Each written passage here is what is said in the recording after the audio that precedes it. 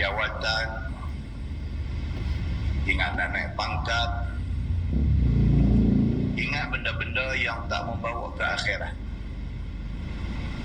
Orang siapa yang macam tu hidup dia, Nabi kata farraqallahu alaihi amrah. Satu benda Tuhan nanti buat kat dia, Tuhan akan jadikan urusan dia porak-poranda.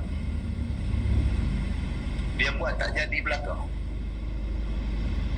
Dia buat nak jahanam semua. Dia buat apa pun tak ke mana.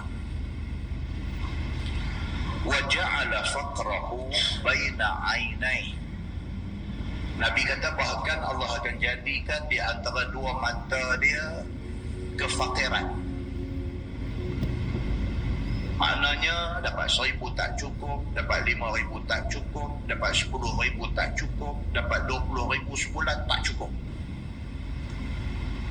Pasal apa dia ni jadi macam ni? 1,000 tak cukup tak apa, tapi 5,000 tak cukup, 10,000 tak cukup, 15,000 tak cukup, 20,000 tak cukup. Pasal apa dia ni jadi macam ni? Nabi kata wa ja'ala faqrahu baina 'ainai. Pasal Allah sudah letak kefakiran di antara dua mata dia. Dia rasa tak cukup. Kita dengar dia dapat pendapatan sebulan 15,000. Kita kata, oh banyaknya. Bagi dia tak cukup. Pasal apa dia jadi tak cukup? Pasal dia dalam diri dia, dalam hidup dia, dalam mimpi dia, dalam jaga dia, dunia yang dia ligat.